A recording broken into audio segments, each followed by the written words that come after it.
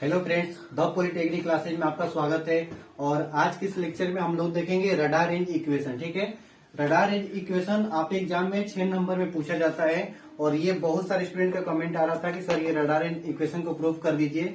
तो आज मैं इसी को कंप्लीट करूंगा, रडार रेंज इक्वेशन को। ठीक है, तो सबसे पहले आपको ये आना चाहिए कि रडार रेंज जब इक्वेशन ड्राइव कर रहे हैं तो उससे पहले आपको रडार कैसे काम करता है, किस प्रिंसिपल पर वर्क करता है, ये आपके माइंड में होना चाहिए। तब आप इमेजिनेशन कर पाओगे कि रडार रेंज फाइंड करना है तो हमें क्या क्या चीज चाहिए और कौन सा चीज को हमें मतलब कि इसमें यहाँ पर हमें नोट करना होगा कि मतलब इस तरह से काम करता है। जैसे रडार हमारा है वो क्या करता है कि सबसे पहले रेडियो वेव को ट्रांसमिट करेगा टारगेट से। यहाँ पर मान लीजिए कि रडार है, ये रडार में क्या होता है कि आप लोग पढ़े होंगे ट्रांसमिटिंग एंटीना और रिसीविंग एंटीना दोनों किससे कनेक्टेड रहता है, डुप्लेक्सर से। डुप्लेक्सर क्या करता है कि मतलब ट्रांसमिट भी करता है और एक ही एंटीना से वो दोनों काम करता है, ट्रांसमिट करता है, रिसीव करता है। ठीक है, उस समय क्या होता है कि सिग्नल ट्रांसमिट हुआ इस रडार से, यहाँ पर टारगेट है, यहाँ से सिग्नल ट्रांसमिट हो गया और यहाँ से टारगेट से टकराता है। जैसे ही टारगेट से टकराएगा उसके बाद यहाँ से रिफ्लेक्ट होके इस टारगेट ये रडार के पास पहुंचेगा इधर से। ठीक है, तो इस तरह से रडार काम करता है, आपको ये चीज पता होना चाहिए। ठीक है, जैसे हम अभी बताएंगे, यहाँ पर फिगर से देखेंगे हम लोग, तो ये आपको बेसिक फंडा पता होना चाहिए कि रडार कैसे काम करता है। अगर ये चीज आपको आता है तो आप रडार रेंज हम जिस वे में बताएंगे वो आपको पूरा समझ में आएगा। ठीक है, कोई पॉइंट आपको याद रखने की जरूरत नहीं है, सारा आप लोग जानते हैं, जो भी मैथ का रूल है सब आप लोग जानते हैं। ठीक है, बस इसको एक स्टोरी की तरह समझना है और उसी के अकॉर्डिंग पॉइंट हम लोग नोट करते जाएंगे और फाइनली हमें क्या मिलेगा, रडार रेंज का इक्वेशन मिल जाएगा जो हमें चाहिए। ठीक है, और एग्जाम में आएगा रडार रेंज का इक्वेशन प्रूव करने के लिए 6 नंबर में आता है। ठीक है, प्रीवियस ईयर में आप लोग भी देखे होंगे 6 नंबर में ये पहले पूछ चुका है। ठीक है, सबसे पहले देखिए कुछ चीज आपको याद रखना है, जैसे कि कुछ बेसिक चीजें होती है। देखिए सबसे पहला है कि यहाँ पर रडार होगा, हम रडार का एक ब्लॉक डायग्राम ले लेते हैं, इसमें रडार लिख देते हैं। ठीक है, आप लोग भी एग्जाम टाइम में ऐसा कर लीजिएगा, थोड़ा अच्छा लगेगा, अच्छा नंबर मिल जाएगा। ठीक है, अच्छा क्या मतलब 6 से ज्यादा नहीं मिलेगा, 6 में 6 मिल जाएगा। ठीक है ना, देखिए ये रडार है, इसमें क्या होता है, रडार में तो बहुत सारे कंपोनेंट होता है, आप लोग पढ़े हैं ब्लॉक डायग्राम, उतना बेसिक नहीं जानना, सिर्फ आपको ध्यान देना कि ये रडार है। इसमें क्या होगा, एक एंटीना होगा, ये एंटीना हम बना देते हैं। ठीक है, और इस एंटीना का काम क्या है कि सिग्नल को ट्रांसमिट भी करेगा और रिसीव करेगा, इसलिए हम इसको क्या बोल दिए, transmitting antenna and receiving antenna, ये दोनों काम करता है। ठीक है, उसके बाद क्या होगा, इसमें जो डुप्लेक्सर होगा ये सब आप लोग जानते हैं, सिर्फ आपको याद रखना है कि रडार है, ये एंटीना है। एंटीना क्या करेगा, इलेक्ट्रोमैग्नेटिक वेव को ट्रांसमिट करेगा। कब, जब वो ट्रांसमिटिंग एंटीना की तरह यूज होगा। जब ये एंटीना रिसीविंग एंटीना की तरह यूज होगा, मतलब ये कहीं से सिग्नल को रिसीव करेगा, उस समय क्या करेगा, इलेक्ट्रोमैग्नेटिक वेव को रिसीव करेगा और इलेक्ट्रिकल में कन्वर्ट करके इधर देगा। ठीक है, ये होता है। तो ये रडार का काम क्या है कि ये ऑब्जेक्ट को डिटेक्ट करेगा कि कितना रेंज पर है कि नहीं। जैसे कि रडार का फुल फॉर्म क्या होता है आप लोगों को पता होगा, radio detection and ranging. Radio detection and ranging, ये फुल फॉर्म होता है। इसका मतलब क्या होगा, रेडियो का मतलब आप लोग क्या समझते हैं, वो रेडियो हम शुरू में ही बताए थे जब रेडियो एंड टेलीकम्युनिकेशन स्टार्ट किए थे, यहाँ पर रेडियो डिवाइस नहीं जिससे हम लोग न्यूज सुनते हैं। रेडियो का मतलब रेडियो वेव की बात कर रही है। ठीक है, ये रेडियो वेव की बात कर रहा है। डिटेक्शन मतलब कि कोई भी ऑब्जेक्ट को डिटेक्ट करेगा वो क्या है कि नहीं। उसके बाद एंड रेंजिंग करने का मतलब वो कितना दूरी पर है। यहाँ पर अगर रडार सिस्टम है, यहाँ पर टारगेट है, तो यहाँ से यहाँ के बीच का रेंज क्या है ये बताएगा। ये तो फुल फॉर्म में ही बता देता है कि हम क्या काम करने वाले हैं।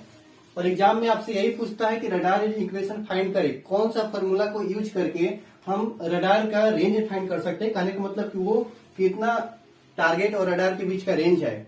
ठीक है, तो इसको प्रूव करने के लिए हम लोग क्या करते हैं कि मैक्सिमम से मैक्सिमम रेंज फाइंड करते हैं। जैसे कि कोई रडार रेंज का लिमिटेशन नहीं है, कहां से मतलब कि यहाँ पर ऑब्जेक्ट है उसको डिटेक्ट करेगा, कि यहाँ पर करेगा, कि यहाँ पर करेगा। तो हम लोग मैथमेटिकली इसको क्या करते हैं कि मैक्सिमम रेंज इसका फाइंड करना चाहते हैं कि कितना दूर तक ये ऑब्जेक्ट को डिटेक्ट कर सकता है। ठीक है, तो सपोज डेट मान लीजिए कि यहाँ पर कोई टारगेट है, यहाँ पर हम मान के चलते हैं कि कोई एक टारगेट है। ठीक है, टारगेट को ब्लॉक डायग्राम से नहीं बनाते हैं, टारगेट को हम एक शेप दे देते हैं, जैसे कि कोई भी कोई भी क्या, जैसे एरोप्लेन है, ठीक है, अपना एरोप्लेन नहीं है, वो कोई अदर कंट्री का है, ठीक है, तो उसको हमें डिटेक्ट करना है कि ये कौन सा किस तरह किस एरिया से आ रहा है, कौन सा इसमें दुश्मन का है कि अपना है, जो भी है, तो रडार सबको डिटेक्ट करेगा। उसको क्या पता है कि दुश्मन का है कि अपना है। लेकिन यहाँ पर मान लीजिए कि ये टारगेट है, यहाँ से कुछ दूरी पर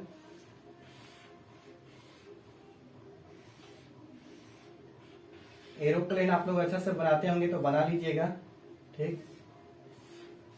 चलिए, ये टारगेट हुआ, ये खिड़की है, ओ सॉरी, एरोप्लेन है, ठीक है। इसमें क्या होगा कि ये मान के चलिए टारगेट है, ये रडार है, इसको क्या करना है कि डिटेक्ट करना है कि सामने कौन सा ऑब्जेक्ट है। अच्छा नहीं बना क्या, मछली लग रहा है, चलिए, ठीक है। मछली तो ऐसा नहीं कि वो समुद्र में ये डिटेक्ट करेगा, समुद्र के लिए सोनार यूज करते हैं, रडार नहीं यूज करते हैं, ठीक है।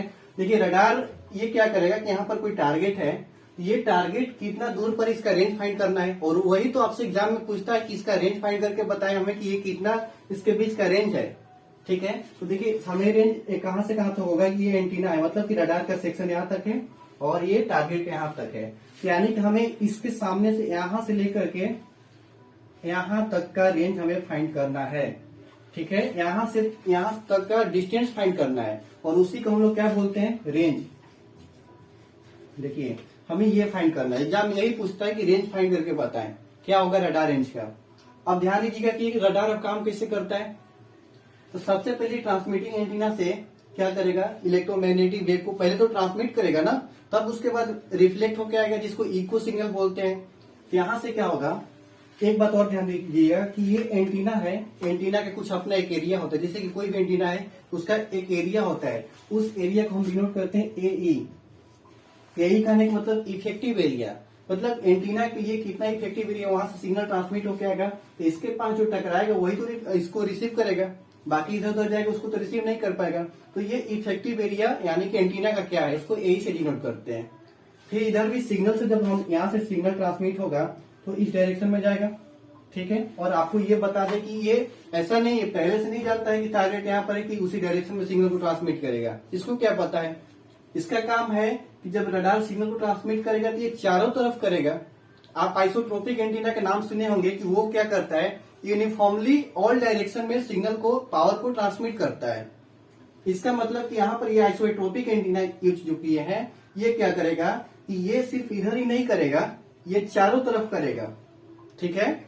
ये चारों तरफ करेगा कहने का मतलब कि इस एंटीना को हम एक पॉइंट से डिनोट करते हैं कि ये जो एंटीना है वो आइसोट्रोपिक एंटीना है। ये एंटीना को पता नहीं है कि टारगेट इधर है, इसलिए इधर नहीं कर रही, ये चारों तरफ करेगा। लेकिन हम आपको सिर्फ एक लाइन बता रहे हैं ताकि समझा पाए कि रेंज कैसे फाइंड करेंगे, ठीक है।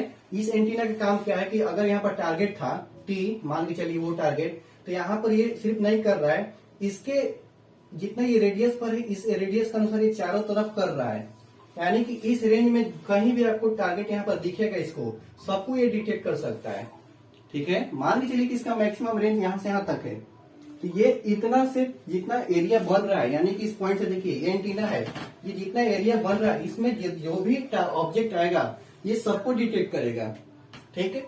तो यहाँ पर सिर्फ एक डायरेक्शन में दे रहे हैं, यानी कि यहाँ पर टारगेट हम इसलिए दिखाना चाह रहे हैं, ठीक है। समझना आपको कि रेंज कैसे फाइंड करना है।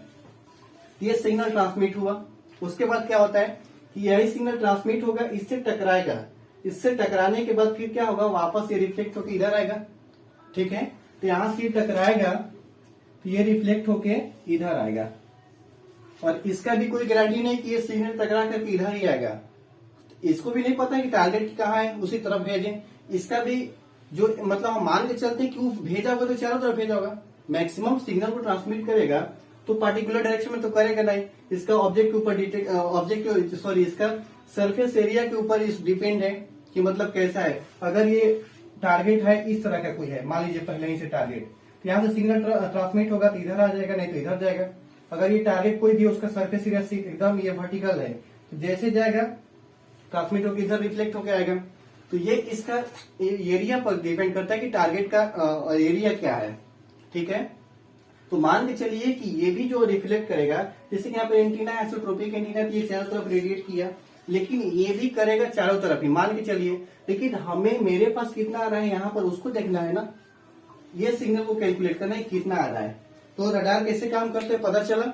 सबसे पहले क्या करेगा, ट्रांसमिटिंग एंटीना से सिग्नल को ट्रांसमिट करेगा, मतलब इलेक्ट्रोमैग्नेटिक वेव को ट्रांसमिट करेगा। और इलेक्ट्रोमैग्नेटिक वेव किस स्पीड से जाएगा, तो स्पीड का जो लाइट का स्पीड होता है 3 × 10⁸ मीटर प्रति सेकेंड, उसी स्पीड से यहाँ तक जाएगा। जैसे इस टारगेट से टकराएगा, रिफ्लेक्ट होकर कहाँ जाएगा, एंटीना के पास जाएगा, फिर यहीं पर। तो ये टकराएगा तो ऑब्जेक्ट से टकराएगा, और इस ऑब्जेक्ट का इफेक्टिव एरिया जो होगा उसको हम लोग सिग्मा से डिनोट करेंगे। ठीक है, इसको हम लोग सिग्मा से डिनोट करेंगे। देखिए ये सिग्मा है। ठीक, एक स्टूडेंट थे ऑफलाइन में, सिग्मा तो लिखे थे लेकिन सिग्मा की जगह पर वो ये सिग्मा लिखे थे। जो मैथ वाला नहीं होता, सिग्मा कैलकुलेशन के लिए यूज किया जाता है। ये सिंबल है, नोटेशन है, ये सिग्मा यूज करना है। ठीक है, ये मैथ वाला नहीं यूज करना है यहाँ पर। ठीक है, अब ये आपको बेसिक फंडा पता चल गया कि ये कैसे फाइंड करेंगे। अब देखिए यहाँ से सिग्नल ट्रांसमिट किया, जो टकराएगा तो सिग्मा से मल्टीप्लाई हो जाएगा। ठीक है, और यहाँ से रिफ्लेक्ट होके यहाँ पर आएगा। बस हमारा पता चल जाएगा कि ये कितना दूर पर है। सारा वो जो भी मॉनिटरिंग डिवाइस है सब वो कैलकुलेट करके शो कर देगा, ये टारगेट क्या है, किस शेप का है कि नहीं। उसके बाद ये कितना दूरी पर है सब फाइंड करके देगा। लेकिन आपको एक फार्मूला प्रूफ करना है। अब देखिए यहाँ पर आपको रेंज फाइंड करना है, मतलब टारगेट से रडार के बीच का दूरी फाइंड करना है। और दूरी फाइंड करने के लिए आप एक फार्मूला जानते होंगे सिंपल सा, दूरी इज इक्वल टू चाल गुना समय। ये फार्मूला सबको पता होगा। दूरी इज इक्वल टू क्या होगा, चाल गुना समय। अब बताइए, दूरी इज इक्वल टू चाल गुना समय जब आपको पता है तो आपको भी ये भी पता है कि दूरी फाइंड करना तो चाल चाहिए। और चाल तो हमें पता है इलेक्ट्रोमैग्नेटिक वेव वेलोसिटी, मतलब लाइट के वेलोसिटी के बराबर होता है। तो चाल तो हमें पता ही रहता है, समय भी पता रहता है। ये यहाँ से ट्रांसमिट किए, रिफ्लेक्ट होके आया तो कितना टाइम होगा वो तो पता चल जाएगा रडार को। तो इस तरह से भी हम रेंज फाइंड कर सकते हैं। देखिए सीबीएसई वालों, दूरी को इंग्लिश में distance is equal to speed into time. ठीक है, अगर हिंदी नहीं समझ में आता है तो इंग्लिश में समझ जाइए। ये फार्मूला होता है distance is equal to speed into time. तो हम दूरी फाइंड करना है, यहाँ से कि यहाँ के बीच की दूरी फाइंड करना है। तो हम क्या करेंगे, अगर हमें चाल पता हो किस चाल से जा रहा है, समय कितना लग रहा है, दोनों को मल्टीप्लाई कर देंगे तो दूरी फाइंड हो गया, रेंज फाइंड हो गया। तो ये भी एक रेंज फाइंड करने के लिए ठीक है, R is equal to C into T, formula तो ठीक है। और देखिए ये रेंज फाइंड करने के लिए सी इंटू टी ये फार्मूला हो गया। तो क्या यही कर देंगे तो 6 नंबर मिल जाएगा? नहीं। ठीक है, ये तो सिंपल फार्मूला हुआ। और इस पर एक न्यूमेरिकल भी पूछा था कि अगर किसी भी रडार को हम न्यूमेरिकल वो करवाए हैं, किसी भी रडार को ऑब्जेक्ट को डिटेक्ट करने के लिए जो ट्रांसमिटेड टाइम और उधर से रिफ्लेक्ट होकर आ रहा है उसका वैल्यू दिया हुआ था, टी का वैल्यू 100 माइक्रोसेकेंड। ठीक है, 100 माइक्रोसेकेंड टाइम दिया हुआ था। अब पूछ रहा था कि रेंज कितना है। जब ये टाइम दिया हुआ 100 माइक्रोसेकेंड, स्पीड पता है 3 × 10⁸ होता है। ठीक है, तो वो मल्टीप्लाई कर देंगे तो रेंज फाइंड हो जाएगा। लेकिन 100 से नहीं मल्टीप्लाई करना है, क्योंकि 100 दिया हुआ था कि यहाँ से जो जाने में टाइम लग रहा है प्लस उधर से आने में टाइम लग रहा है, दोनों का समेशन दिया था कि दोनों टाइम 100 है। तो यहाँ से जाने का टाइम कितना होगा, तो वही होगा ना, जितना जाने में टाइम लगेगा उतना ही तो आने में टाइम लगेगा। ठीक है, जितना जाने में टाइम लगेगा उतना ही आने में टाइम लगेगा। और ये जाने और आने दोनों का मिला के 100 था, तो सिर्फ जाने का टाइम कितना होगा, जाने का या फिर सिर्फ आने का, दोनों में से किसी एक का पूछा जाए तो आप कह सकते हैं 50 माइक्रोसेकेंड। सिंपल है, क्योंकि जितना जाने में लगेगा उतना आने में लगेगा। जाने में 50 और आने में 50, टोटल कितना 100। ये टोटल टाइम दिया हुआ था। तो आपको रेंज फाइंड करना है तो ये 100 से मल्टीप्लाई नहीं करना होगा, 50 से मल्टीप्लाई करना होगा। ठीक है, क्योंकि दूरी फाइंड करा तो यहाँ से जाने में जितना टाइम लगा और जिस स्पीड से यहाँ तक आया, 2-4 गुना समय फाइंड हो जाएगा दूरी। तो यहाँ से वही फार्मूला यूज किए थे, R is equal to C into T. तो फार्मूला होता है, लेकिन टी जो आपको क्वेश्चन में कैसे दिया हो उस पर डिपेंड करता है। हो सके सिर्फ जाने का टाइम दिया हुआ हो सके सिर्फ आने का टाइम दिया हुआ हो, तो उस कंडीशन में डायरेक्ट वैल्यू पुट कर लेंगे। जब दोनों का समेशन देगा तो 100 से नहीं करेंगे, उसको आधा कर लेंगे, क्योंकि जाने और आने का टाइम सेम होता है। तो अब यहाँ पर t/2 ये फार्मूला यूज करके हम वो क्वेश्चन सोल्व किए थे। न्यूमेरिकल वाला पार्ट में आप लोग देख लीजिएगा, ये न्यूमेरिकल में करवाए हैं। ठीक है। तो एक तो ये फॉर्मूला रेंज हम फाइंड कर लिए, तो इससे 6 नंबर नहीं पूछेगा, आएगा आपका, मतलब मार्क्स नहीं मिलेगा 6 नंबर, ठीक है। और ये एग्जाम में पूछता भी नहीं है, उसका पूछने का मतलब वो बहुत जो लंबा फॉर्मूला आप देख चुके हैं पहले, आपको समझ में आ गया तो ठीक है, तो जो नहीं समझे हैं तो आज यहाँ पर क्लियर करके जाएंगे, ठीक है। चलिए इसको मिटा देते हैं। एक हम ये बताएं कि इससे भी दूरी फाइंड हो जाता है।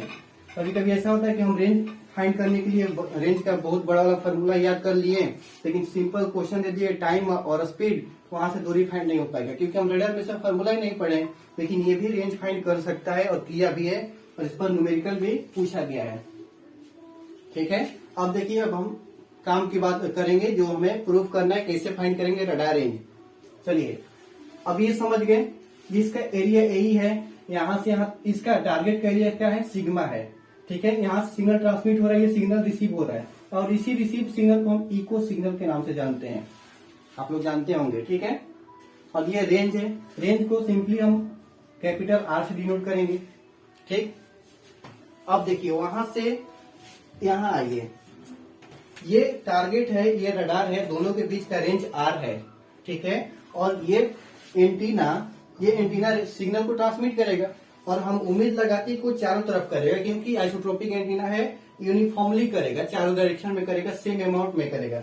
जितना यहाँ पर पावर ट्रांसमिट किया उतना ही यहाँ पर, मतलब ऑल डायरेक्शन में वो सेम पावर को ट्रांसमिट करेगा।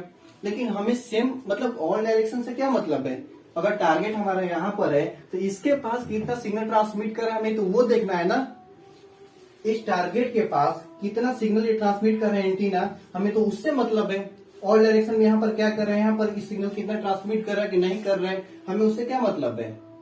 लेकिन इससे ये हमें यहाँ पर कर लेंगे कि ये जो सिग्नल को ट्रांसमिट कितना किया, पहले ये देखना है। जैसे कि हम क्या किए कि 5 किलो लड्डू बांटना चाह रहे हैं, तो किसके पास बांटे, उसको कितना हाथ में मिला उससे मतलब है कि नहीं। हम 5 किलो लड्डू लाए हैं इतना, लेकिन एक को दिए 1 पीस, एक को दिए 4 पीस, सबको अपने से मतलब है ना कि मुझे कितना मिला। उसी तरह से ये जो एंटीना है, एंटीना टोटल पावर कितना ट्रांसमिट करेगा, तो हम बता रहे हैं टोटल पावर ये कितना करेगा, टोटल पावर कितना ट्रांसमिट करेगा, PT इंटू जी, सॉरी बड़ा लिख देते हैं, PT इंटू जी। ये एंटीना PT इंटू जी सिग्नल को ट्रांसमिट करेगा। अब ये PT इंटू जी कैसे आप समझ गए कि कैसे होगा, तो आप देखिए, कोई भी डिवाइस होता है तो वो क्या करता है, कोई भी डिवाइस होता है तो उसमें क्या करते हैं, हम इधर से इनपुट देते हैं और इधर से क्या लेते हैं, आउटपुट लेते हैं। तो अब बताइए आउटपुट में क्या मिलता है, आउटपुट में वही मिलता है ना कि जो इनपुट दिए उसके साथ में कोई भी एक डिवाइस है उसका जो अपना गेन होता है, जिसको हम जी से डिनोट करते हैं, वो मिलता है। देखिए, गेन बराबर आप लोग पढ़े हैं आउटपुट अपॉन इनपुट, ठीक है। तो अब आउटपुट कितना मिलेगा, यहाँ से आउटपुट बराबर आपको क्या पता चल रहा है कि जो डिवाइस का गेन है और जो हम इनपुट दे रहे हैं वो दोनों का मल्टीप्लीकेशन ही तो मिलता है आउटपुट में। जो डिवाइस का गेन है, कोई भी एक डिवाइस का गेन जी है, जैसे एम्पलीफायर है, जैसे यहाँ पर हम जितना तेज से आप सुन रहे हैं उतना तेज हम नहीं बोल पा रहे हैं, हमारा इनपुट कम है, लेकिन इस एंटीना ये डिवाइस का गेन कुछ और है, वो दोनों मल्टीप्लाई हो रहा है, ओवरऑल वैल्यू बढ़ जा रहा है, तब आपको ज्यादा वहां पर क्लियर सुनाई दे रहा है। उसी तरह से कोई भी डिवाइस होता है उसका आउटपुट क्या होता है, गेन इंटू इनपुट। देखिए यहाँ से आप समझ गए होंगे। अब देखिए, ये एंटीना क्या एक प्रकार की डिवाइस है, और जब हम इस एंटीना में ये एंटीना है, इस एंटीना में हम सब सिग्नल देंगे, वो PT देंगे ट्रांसमिट करने के लिए। लेकिन ये क्या PT ट्रांसमिट करेगा ऑल डायरेक्शन में, तो नहीं, ये PT इंटू जी करेगा, गेन के साथ ही मल्टीप्लाई हो जाएगा, क्योंकि इस एंटीना को भी तो अपना गेन होता है। जैसे यहाँ पर आप समझे, गेन के साथ इनपुट मल्टीप्लाई हो गया, उसी तरह से PT के साथ जी मल्टीप्लाई हो जाएगा। यानी कि कोई भी एंटीना, ये एंटीना ट्रांसमिट करेगा कितना, PT इंटू जी, और PT इंटू जी ये चारों तरफ करेगा, ठीक है, ये याद रखिएगा, ये PT इंटू जी चारों तरफ करेगा। अगर आपको समझ में आ रहा है तो ठीक है, नहीं तो ज्यादा दिमाग नहीं लगाना है, नहीं तो हम ज्यादा बताने के चक्कर में हो सकता है कि आपको वीडियो लेंदी लगने लगे, समझ में नहीं आए। लेकिन हम ये समझाना चाह रहे हैं कि ये PT इंटू जी सिग्नल को ट्रांसमिट करेगा, लेकिन आपको सिर्फ यहाँ देखना है कितना आ रहा है। तो सबसे पहले तो ये देखेंगे ना चारों तरफ कितना जा रहा है, PT इंटू जी, ये सिग्नल ट्रांसमिट हो रहा है कितना में, ये पूरा में, पूरा कहने का मतलब ये क्या बना रहा है, एक सर्कल बना रहा है, यानी कि पूरा एरिया में कितना ट्रांसमिट हो रहा है, PT इंटू जी। यानी कि 4πr² के लिए PT इंटू जी लड्डू आया है। मतलब 100 आदमी के लिए 5 किलो लड्डू आया है, तो एक आदमी के लिए तो क्या करते हैं 5 किलो जो लड्डू है उसको टोटल आदमी से डिवाइड कर देते हैं, एक आदमी का निकल गया। ये आप लोग करते हैं, ये आप लोग जानते हैं कि जब 4πr² के लिए PT इंटू जी है, 100 आदमी के लिए 200 लड्डू है, तो एक आदमी के लिए तो 200 बट्टा क्या करते हैं 100, यहाँ से क्या मिल जाता है एक आदमी के लिए। उसी तरह से समझिए कि ये 4πr² में सिग्नल को ट्रांसमिट किया है, तो 4πr² के वैल्यू PT इंटू जी है, ठीक है। तो एक के लिए तो PT into G upon 4πr², ठीक है। यानी कि यहां से क्या मतलब पता चल रहा है, ये PT इंटू जी क्या है, पावर है, पावर से मल्टीप्लाई होगा तो पावर ही होगा, और 4πr² ये एरिया है। ये पावर अपॉन एरिया किसका फॉर्मूला होता है, पावर डेंसिटी का। तो अगर हम आपको पहले बता देते हैं कि पावर डेंसिटी का फॉर्मूला क्या होता है, पावर डेंसिटी का बता देते कि पावर अपॉन एरिया, तो शायद आपको याद करने में 6 महीना लग जाता, उसके बाद भी याद होता कि नहीं होता ये कोई गारंटी नहीं है। ये पावर डेंसिटी का फॉर्मूला पावर अपॉन एरिया, लेकिन आप यहां से खुद देखिए कि power density power upon area क्या मिल गया, इसको पावर डेंसिटी मतलब कि एक पॉइंट पर, इस पॉइंट पर कितना पावर आ रहा है, यहाँ से ट्रांसमिट कर रहा है चारों तरफ, लेकिन इसके पास कितना पावर आ रहा है वो पावर डेंसिटी बताएगा। और पावर डेंसिटी क्या होता है, पावर अपॉन एरिया होता है। पावर अपॉन एरिया कहने का मतलब ये PT into G upon 4πr²। अब देखिए ये power PT into G upon में 4πr² ये इसके पास पहुंचा। ये PT इंटू जी ट्रांसमिट किया था, लेकिन PT इंटू जी इसके पास नहीं गया, PT into G upon 4πr² इसके पास गया, ठीक है। और जैसे ही PT इंटू जी 4πr² यहां से देखिए सिग्नल ट्रांसमिट होगा, इसके पास जाएगा, इससे टकराएगा। जैसे ही टकराएगा तो किससे टकराएगा, इसका एरिया से टकराएगा, और इस एरिया को क्या जानते हैं, सिग्मा से डिनोट किया है। यानी कि फाइनली जो यहाँ पर जो सिग्नल ट्रांसमिट हुआ टोटल कितना हो गया, PT into G into sigma upon में 4πr², ठीक है। ये जो पहले से था, ठीक, और ये सिग्मा से क्या हो गया, मल्टीप्लाई हो गया, ठीक है। अब ये सिग्नल सिग्मा से मल्टीप्लाई, यानी कि इसके पास टोटल पावर कितना पहुंचा, तो PT into G into sigma upon 4πr²। अब रडार क्या करता है, जैसे सिग्नल ट्रांसमिट करेगा, टकराएगा, टकराने के बाद फिर क्या होगा, वापस आएगा, ठीक है। तो फिर देखिए ये PT into G into sigma upon 4πr², जो पावर इसके पास अभी पहुंचा वही पावर तो ये चारों तरफ करेगा। जैसे कि एंटीना ये चारों तरफ कर रहा है, उसी तरह से ये पावर चारों तरफ करेगा। लेकिन चारों तरफ से क्या मतलब है, हमें इसके पास कितना है वो देखना है। और जब किसी एक पॉइंट के लिए हम फाइंड करना चाहते हैं, उसके लिए क्या करते हैं, पावर डेंसिटी का फॉर्मूला याद करते हैं। पावर डेंसिटी फाइंड करते हैं इस तरह से, ठीक है। तो उस कंडीशन में भी क्या होगा कि ये PT into G into sigma 4πr², ये पावर इधर आएगा, ठीक है। लेकिन ये इसके पास कितना पहुंचा, तो फिर हम क्या करेंगे 4πr² से डिवाइड कर देंगे, तो ये हमें पता चल जाएगा कि इसके पास अब कितना आया। जैसे कि टोटल पावर अपॉन में 4πr² किए, इससे पता चला कि इस टारगेट के पास कितना पहुंचा, लेकिन इसके टारगेट पर पहुंचा कितना, PT into G upon 4πr²। उसके बाद ये मल्टीप्लाई हुआ सिग्मा से, मल्टीप्लाई होने के बाद ये सिग्नल इधर आएगा, इको सिग्नल जिसको बोलेंगे, और ये सिग्नल इससे टकराएगा। इस सिग्नल इससे कितना टकराएगा वो कैसे पता चलेगा, तो जो पावर डेंसिटी फाइंड करेंगे। तो पावर डेंसिटी का फॉर्मूला क्या होता है, पावर अपॉन एरिया। ये देखिए आपका पावर है और एरिया यानी कि 4πr²। फिर 4πr² क्यों लिए, क्योंकि ये टारगेट ये चारों तरफ करेगा, जैसे कि यहाँ पर एंटीना चारों तरफ कर रहा था, ठीक है। तो ये 4πr² से डिवाइड कर देंगे, यानी कि इसका मतलब कि बॉटम में 1 है, ऊपर जाएगा तो क्या लिख सकते हैं, PT into G into sigma upon में 4πr², तो ये पहले से है ये वाला चीज, और ये गुना 1 कितना हो जाएगा 4πr²। देखिए ये इतना पावर अब कहाँ गया, यहां तक अभी आया है, इस पॉइंट पर आया है। जैसे इस पॉइंट पर आएगा तो ए से मल्टीप्लाई हो जाएगा। कैसे, जैसे कि अभी टारगेट वाला कैसे हुआ था, PT इंटू जी यहाँ पर गया, जैसे ही गया इससे टकराएगा तो सिग्मा से मल्टीप्लाई हो गया, जितना एरिया से टकराएगा। उसी तरह से ये PT into G upon 4πr² जैसे इधर आएगा, ठीक है, वो पावर उसके बाद क्या होगा, ए से टकराएगा, एंटीना के एरिया से। जैसे इससे टकराएगा तो फिर क्या हो जाएगा, इसमें ए से मल्टीप्लाई हो जाएगा। सर दिख रहा है उधर, चलिए वो ए से मल्टीप्लाई हो जाएगा। तो फाइनली इसके पास कितना आया पावर, तो देखिए यहाँ पर लिखना चाहेंगे P T into G into sigma into A upon में 4 पाई आर स्क्वायर, तो पहले से था, और 4 पाई आर स्क्वायर यानी कि लिख सकते हैं इसको स्क्वायर इस तरह से। ठीक है, तो ये जो अभी आपको एक्सप्रेशन मिला, ये P T into G into sigma into A upon 4 pi R square के पावर होल स्क्वायर। ठीक है, अभी भी हमारा काम नहीं हुआ, अभी भी हमारा रेंज फाइंड नहीं हुआ है। ये क्या मिला है, इधर से जो रिसीव किया है, ये जो एंटीना जो रिसीव किया है वो मिला है रिसीव पावर, यानी कि ये किसके बराबर है, पी आर के बराबर है। इसको आप यहाँ पर लिख सकते हैं, ये जो मिला तो क्या मिला, रिसीव पावर मिला। हम आपको इस तरह से नहीं देंगे, आपको समझाना चाह रहे हैं कि हम एक बार एक अच्छा से इसका नोट्स दे देंगे। ठीक है, अभी बनाएंगे आपके सामने, बस आपको समझाना चाह रहे हैं कि ये 4 पाई, ये जो पावर आया यहाँ से रिफ्लेक्ट होकर यहाँ पर पहुंचा तो यही से देखिए मल्टीप्लाई हो गया। और ये पावर कौन सा पावर है, रिसीव पावर है। तो हमें क्या रिसीव पावर फाइंड करना था, नहीं, क्या फाइंड करना है, आर।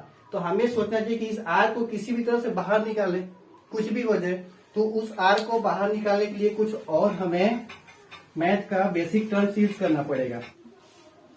अब देखिए, ये आप रिसीव पावर मिल गया हमें PT into G into sigma into A upon 4 pi R square के होल स्क्वायर। अब आप यहाँ तक आ गए, आपको ये देखने से लग रहा होगा कि हम कहीं ना कहीं अपने रिजल्ट की ओर जा रहे हैं। ठीक है, और रिजल्ट की ओर जाने से पहले हम आपको इतना बेसिक चीज बता दी कि यहाँ तक कैसे पहुंच गए, आपको पता भी नहीं चला होगा। ठीक है, अब देखिए ये आर ये मतलब रेंज, आर मतलब रेंज हम यहाँ पर फाइंड किए थे, और सोचे कि ये आर कहाँ से आ गया, तो इसी रेंज यहीं से ना, ये रेंज मतलब रेडियस, इसी रेडियस के अकॉर्डिंग तो ये बना था एंटीना का। ठीक है, तो वहीं से तो आया, तो 4 पाई आर स्क्वायर के वैल्यू पीटी इंटू जी, तो एक का value PT into G upon 4 pi R square, और इसी को क्या बोल रहे थे, पावर डेंसिटी। हम आपको प्रॉपर नोट देंगे, आप टेंशन मत लीजिए। ठीक है, अब देखिए, अब आपको आर निकालना है, तो इसको पहले देखिए, यहाँ पर क्या है, इस सबका होल स्क्वायर है और ये मल्टीप्लाई में है, तो ये भी तो कर सकते हैं कि सबका पावर 2 है। तो देखिए, तो ये हम इस तरह से भी लिख सकते हैं, आप लोग देखिएगा 4 पाई का स्क्वायर इंटू आर स्क्वायर पहले से था, और इसका स्क्वायर का स्क्वायर करेंगे तो आर के देखिए इस तरह से लिख सकते हैं। जब 4 पाई आर स्क्वायर का स्क्वायर था तो 4 पाई का स्क्वायर कर दिए, आर स्क्वायर का भी स्क्वायर कर दिया, अलग अलग कर दिए, इन दोनों को एक साथ में रखें। अलग क्यों किए, क्योंकि इसको बाहर निकालना है, तो बाहर निकालने के लिए कुछ इसके साथ व्यवहार हम लोग को गलत करना पड़ेगा। ठीक है, पहले साथ में था, अब गलत कर दिए। अब देखिए 2 और 2 क्या है, तो 4 हो जाएगा, यानी कि यहाँ पर लिख सकते हैं कि आर के पावर कितना हो गया, 4। ठीक है, क्लियर है। अब ये आर के पावर पर इधर है, जब ये यहाँ से यहाँ आएगा तो ये वाला वहां भेज देंगे। ठीक है, यानी कि वहां से देखिए यहाँ लाएंगे तो क्या होगा कि आर के पावर 4 इज इक्वल टू क्या होगा, P T into G into sigma into A upon में ऊपर वाला। ठीक है, 4 पाई आर स्क्वायर तो पहले से है तो वो रहेगा ही।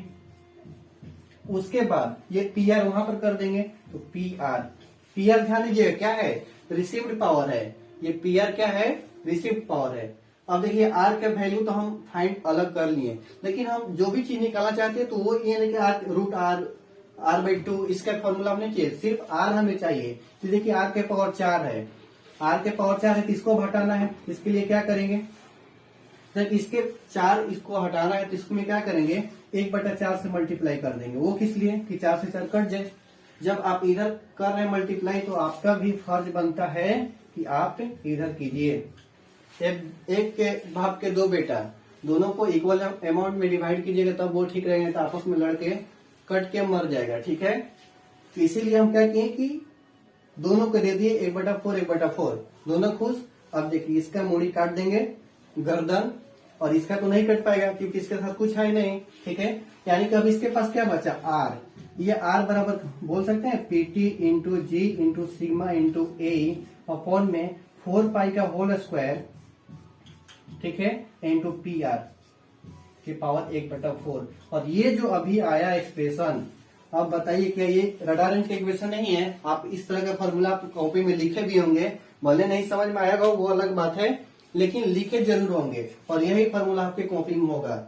नहीं तो दूसरा क्या हो सकता है, ये जी नहीं होगा, जी के जगह पर कुछ और होगा। ये जी क्या दिखा रहा है, गेन, जो वहां पर पीटी इंटू जी किए तो वही जी यहाँ पर आया है। ठीक है, और गेन का भी एक फॉर्मूला होता है, जी बराबर भी एक फॉर्मूला होता है, 4π/AE/, लेमडा स्क्वायर। ठीक है, जब जी को आप हटाना चाहते हैं तो इसके जगह पर इतना वैल्यू पुट कीजिए, जिसे वैल्यू पुट कीजिएगा उसके बाद कैलकुलेशन कीजिएगा, फिर जो भी आएगा वो भी रडार रेंज का इक्वेशन ही होगा, और ये भी रडार रेंज का इक्वेशन है। तो एग्जाम में आपको अगर क्लियर है, फॉर्मूला याद है तो वैल्यू पुट करके आगे बढ़ाइएगा, नहीं तो छोड़ दीजिएगा। ठीक है, अब देखिए ये आप बेसिक फंडा समझ लें कैसे आया। अब इसको हम आपको लैंग्वेज में दे दे रहे हैं। ठीक है, आपको बता दिए कि कोई खाना कैसे बनेगा।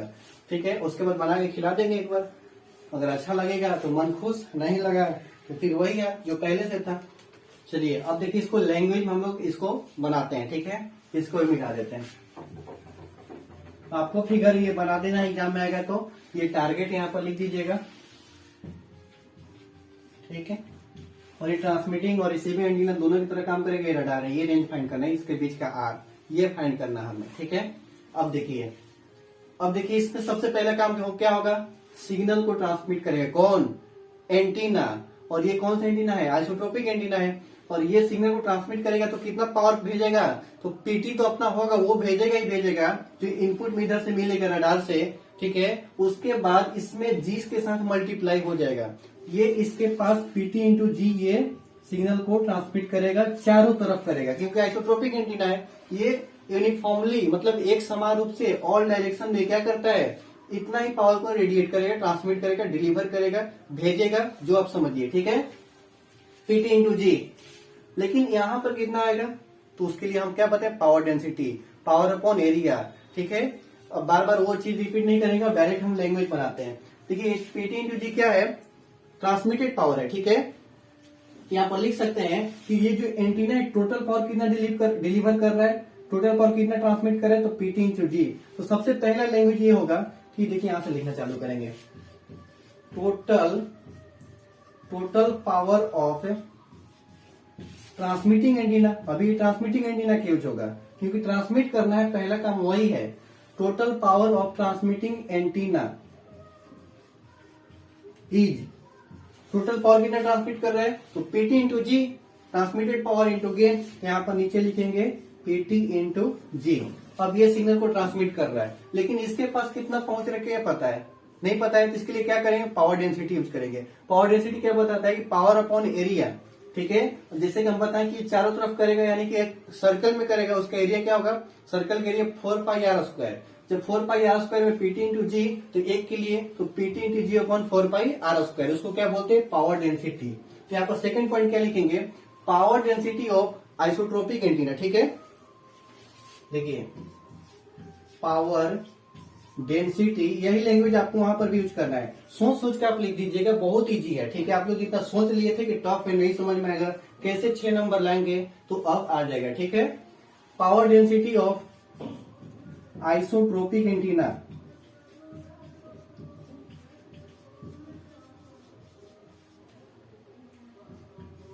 देखिए power density of isotropic antenna ई कितना होगा, तो पीटी इंटू जी तो पहले ट्रांसमिट हो गया है और वो चारों तरफ होगा, लेकिन पावर डेंसिटी बताएगा किसी एक पॉइंट के लिए। तो मान लीजिए कि यहीं के लिए बता रहे हैं, तो यहाँ के लिए कितना हो जाएगा, पीटी इंटू जी अपॉन में 4πr²। अगर ये बात डाइजेस्ट नहीं हो रहा होगा तो साइड में लिख लीजिएगा, power density PD, power density is equal to power upon area. ठीक है, ये फॉर्मूला आप लिख लीजिएगा, तब आपको समझ में ज्यादा आएगा। ठीक है, power density of isotropic antenna is PT into G upon 4πr²। ठीक है, 4πr²। और ये आर क्या है, तो ये रेंज ही है, और ये आर क्या है, तो इसका एंटीना जो था इसका रेडियस था, तो वही तो रेंज, टारगेट का एंटीना, और यहाँ सॉरी रडार का एंटीना, यहाँ पर टारगेट, तो वही तो हम रेंज, यही तो फॉर्मूला हम बनाए हैं। ठीक है, चलिए अब देखिए, अब इसके बाद क्या हो रहा था, ये सिग्नल तो गया, जैसे इसके पास सिग्नल गया वो कहाँ जाएगा, टारगेट के पास जाएगा। टारगेट से क्या करेगा, हाथ मिलाएगा, पूरा बॉडी मिलाएगा। ठीक है, गले मिलेगा, जैसे ही गले मिलेगा तो वो क्या होगा, सिग्मा से मल्टीप्लाई हो जाएगा। ठीक है, तो अब इसके लिए लैंग्वेज क्या बनाएंगे, if target, if cross section area of target is sigma then receive power is, देखिए if target area of, sorry if cross section area of target, target का जो एरिया है वो सिग्मा है, तो वहां पर टोटल पावर कितना पहुंचेगा वही तो लिखता है। तो if cross section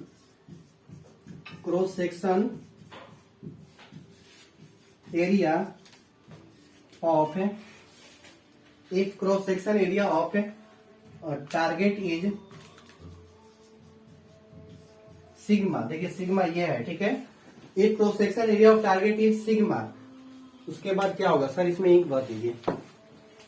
if cross section area of target is sigma is target का एरिया, तो अब ये पीटी इंटू जी अपन 4πr² जो जा रहा है सिग्नल, वो क्या करेगा, गला मिलेगा, ठीक है। जैसे ही मिलेगा तो सिग्मा से क्या हो जाएगा, मल्टीप्लाई हो जाएगा। तो यहाँ पर टोटल पावर कितना उसके पास पहुंचा, तो पहले से तो जा ही रहा था ये पीटी इंटू जी अपन 4πr², लेकिन इसके साथ में क्या हो गया, पीटी इंटू जी अपॉन में 4πr², ये तो गया, जैसे ही उसके पास गया तो ये सिग्मा से मल्टीप्लाई होगा। क्यों, क्योंकि इसका क्रॉस सेक्शन एरिया है। अब यहाँ तक पहुंच गया, अब यहाँ पर सिग्नल पहुंच गया, उसके बाद सिग्नल क्या होगा, अब फिर इधर आएगा, ठीक है। जैसे ही वो इधर आएगा, जैसे जा रहा था तो क्या सोचे आप लोग, जैसे जा रहा था तो गया, कुछ देर के बाद हमको एक पॉइंट पर फाइंड करना था कि टारगेट के पास कितना गया, उसके लिए हम क्या किए, पावर डेंसिटी फाइंड कर लिए। लेकिन अब टोटल पावर टारगेट के पास कितना गया, तो इतना गया, PT into G upon 4πr² into sigma. जैसे ही ये पावर उसके पास गया तो वहां पर क्या करेगा, वहां सब इधर आएगा, जैसे ही इधर आएगा तो यहाँ पर पावर डेंसिटी फाइंड करना पड़ेगा। फिर पावर डेंसिटी फाइंड करने के लिए मतलब 4πr² से फिर डिवाइड करना होगा। तो अब वो सिग्नल इधर लौट के आएगा, उसको इको सिग्नल बोलेंगे, और फिर वो क्या होगा, और वो देखिए अब ये सिग्नल रिसीव होकर आएगा। तो इसके लिए क्या करेंगे, अब देखिए यहां पर इस आएगा तो क्या होगा, पावर डेंसिटी पहले फाइंड करेंगे, पावर डेंसिटी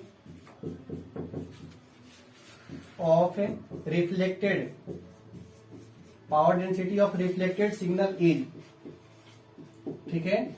रिफ्लेक्टेड सिग्नल का पावर डेंसिटी क्या होगा, तो रिफ्लेक्ट कौन सा सिग्नल आएगा, जो यहाँ पर पहुंचा है PT into G into sigma upon 4πr², यही तो सिग्नल उधर से रिफ्लेक्ट होकर आएगा। जैसे रिफ्लेक्ट होकर आएगा तो यहाँ पर पहुंचेगा, इसके लिए हम क्या करेंगे, पावर डेंसिटी फाइंड करेंगे, यानी कि फिर 4πr² से डिवाइड करना होगा। जैसे पावर डेंसिटी फाइंड करते हैं तो क्या करते हैं, एरिया से डिवाइड करते हैं। तो फिर हमें क्या करना होगा कि अब इस वैल्यू में 4πr² से डिवाइड करना होगा। तो देखिए हम क्या कर रहे हैं, PT into G into sigma upon 4πr², उधर से चल दिया, गला मिल के इधर से आ गया, ठीक है। जैसे ही इस पॉइंट पर आएगा एंटीना के पास, तो फिर पावर डेंसिटी फाइंड करना होगा। पावर डेंसिटी फाइंड करने के लिए क्या बताएं कि फिर एरिया से डिवाइड करेंगे, 4πr² से डिवाइड करेंगे। ये एरिया मतलब बटा में 1 है, ऊपर जाएगा तो यहाँ पर क्या हो जाएगा, 1 अपॉन में 4πr², ठीक है। अब इसको हम मिटा देते हैं, कितना क्लियर है, 4πr²। चलिए इतना तो क्लियर है कि अब ये जो सिग्नल उधर से रिफ्लेक्ट होकर आएगा, इसके पास जो पहुंचा वो क्या है, PT into G into sigma upon 4πr² गुना 1/4πr²। अब यहाँ पर आ गया, लेकिन जैसे ही यहाँ पर आएगा तो फिर इसके साथ भी तो मिलेगा कि गए थे रे, वो जहाज है, अब इसको बताएगा तो इसके साथ मिलेगा। तो जैसे ही मिलेगा तो फिर क्या होगा, जैसे सिग्मा से मल्टीप्लाई हुआ था उसी तरह से क्या होगा कि नेक्स्ट लाइन में अब ए से मल्टीप्लाई हो जाएगा, सिंपल फंडा है, ठीक है। तो इसके लिए लैंग्वेज क्या बनाएंगे कि if cross section area of antenna is A, then power of, देखिए इसके लिए कैसे बनाते लैंग्वेज कि if cross section area of target is sigma, तो पावर कितना हो गया, इतना। अब बनाएंगे if cross section area of क्या है, antenna, if cross section area of receiving antenna is क्या है, AE, ठीक है, AE है। एक क्रॉस सेक्शन एरिया मतलब कि एंटीना का एरिया क्या है, AE है। एक cross section area of receiving antenna is AE, तो जैसे ही पावर इसके पास आएगा तो AE से क्या हो जाएगा, मल्टीप्लाई हो जाएगा, यानी कि इसमें मल्टीप्लाई कीजिए। तो पावर पहले से कितना था, PT into G into sigma, और ये देखिए दोनों सेम है, स्क्वायर कर देंगे, नहीं तो अभी अलग कर देते। देखिए 4πr² इंटू आर के पावर 4, ये आपको क्लियर होना चाहिए, नहीं है तो आप बैठ करके इसको देखिएगा, मल्टीप्लाई कीजिएगा, 4π का स्क्वायर, r² 2 बार, तो देखिए आर के पावर 4 हो गया, ठीक है। ये मिला, ये तो सिग्नल गया उसके पास, जैसे इसके पास आएगा तो ये क्या हो जाएगा, फिर यहाँ पर ए से मल्टीप्लाई हो जाएगा, क्या लाइन बना, एक cross section area of receiving antenna is A, लिख सकते हैं then received power, then received power, then received power is, मतलब कि पावर तो रिसीव कर रहे हैं ना, पहले पावर को ट्रांसमिट किए थे, अब ये रिसीव्ड होने लगा, तो अब लिखेंगे रिसीव्ड पावर यानी कि पी आर, पी आर के वैल्यू हमें क्या मिला, पी आर के वैल्यू क्या मिला, इतना मिला, ठीक है। PT into G into sigma into A upon 4 pi R square into R के पावर 4, ये मिला रिसीव पावर। अब तो हमारा रडार काम हो गया, सिग्नल को पहले पीटी इंटू जी ट्रांसमिट किया, यहाँ आया तो इसको पता चला कि 4 पाई आर स्क्वायर आ रहा है, PT into G upon 4 pi R square आ रहा है, तो ये क्या किया, इसको स्वागत किया, गले मिला, सिग्मा से मल्टीप्लाई हो गया।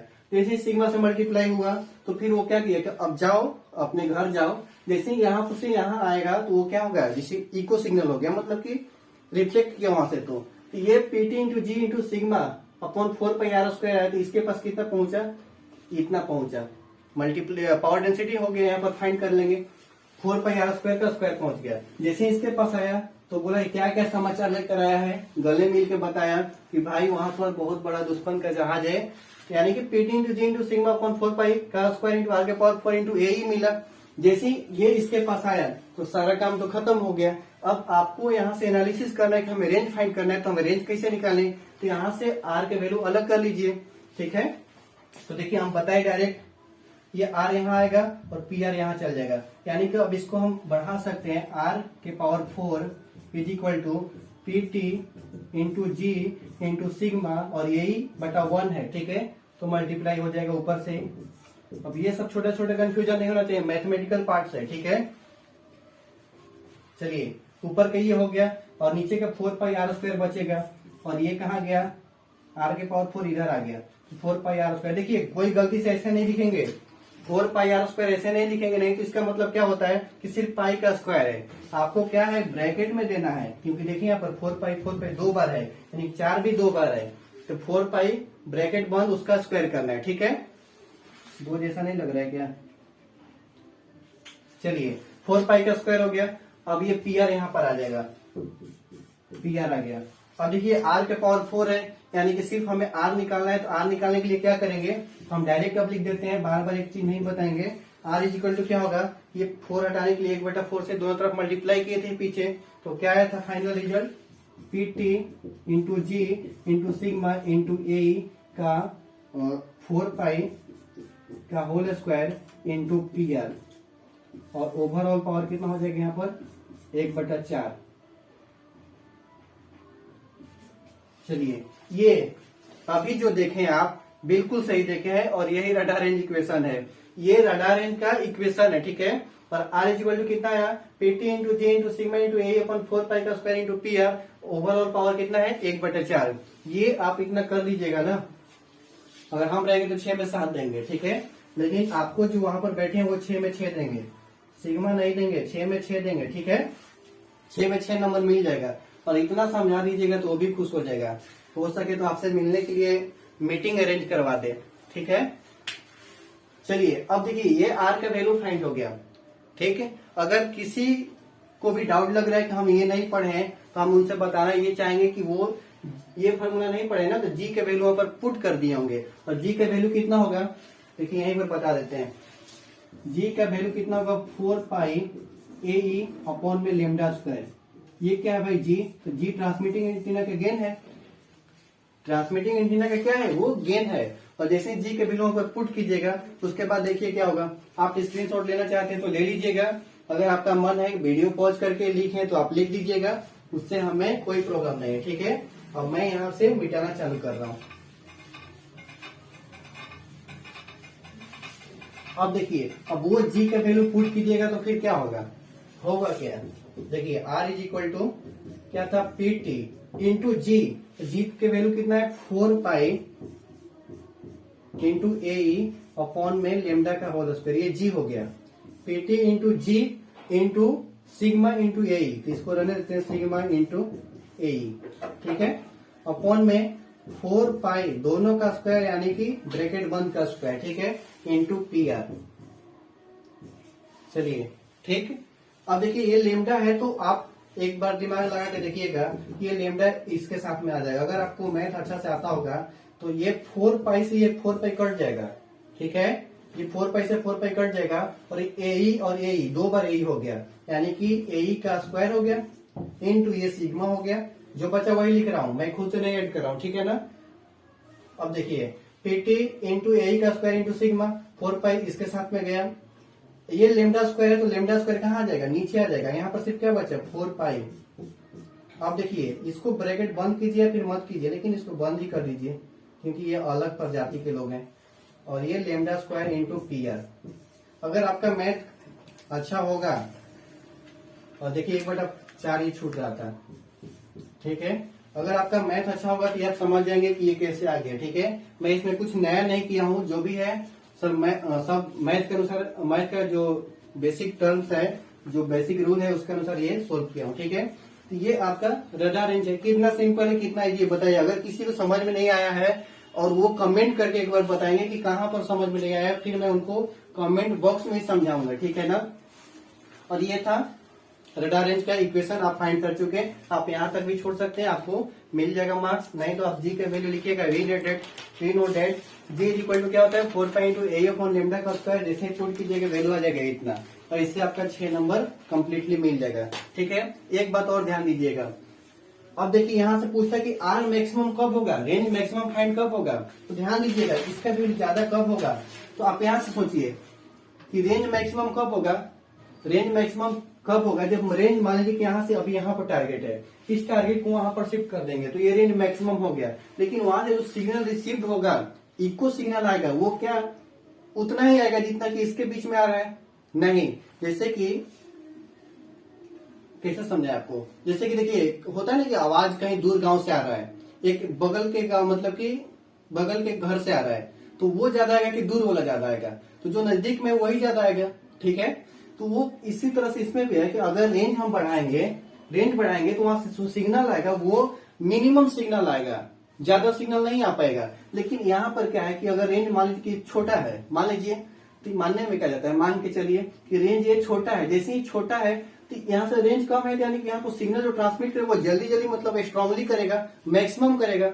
लेकिन यही हमें उससे मतलब नहीं है, सिग्नल कम ट्रांसमिट करे या ज्यादा करे, हम उससे मतलब नहीं है। हम ये देखना चाहिए कि मैक्सिमम रेंज कहाँ तक है।